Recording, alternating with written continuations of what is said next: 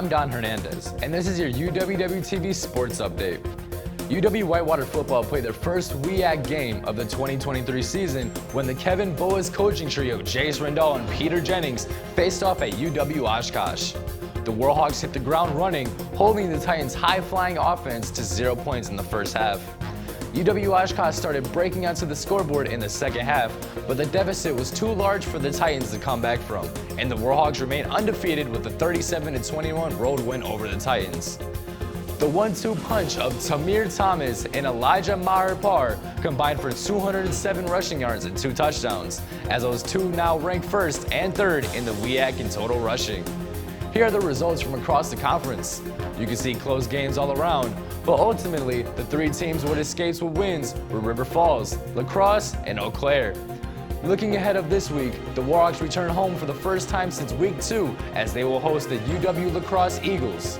The Warhawks WEAC home opener on Saturday afternoon will be broadcasted live on UWW-TV with the pregame show beginning at 12:40 and kickoff set for 1. We'll have more sports here on UWW-TV right after this.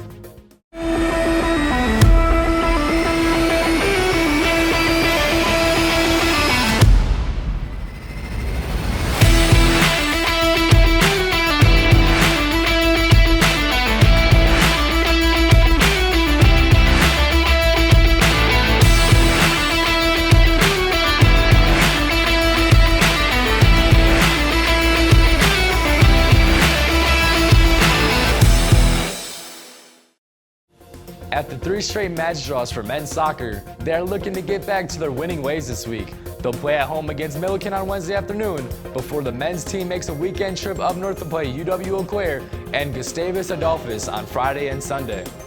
The women's team has 2 matches coming up this week. They'll play at Fiscum Field right after the men's game on Wednesday, October 4th, where they host UW-Oshkosh.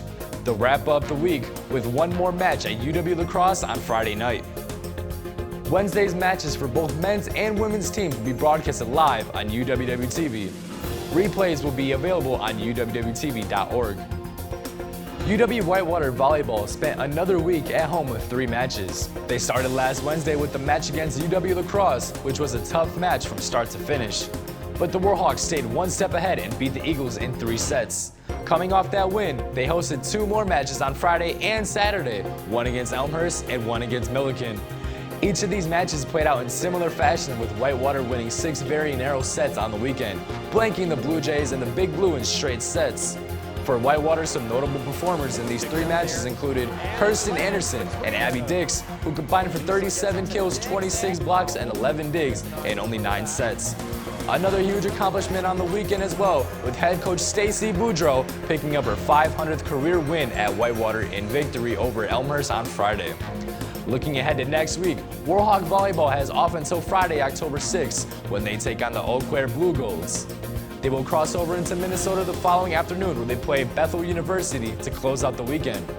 For more sports, news, and other updates, check us out at UWWTV.org. I'm Don Hernandez, and this has been your sports update on UWW-TV.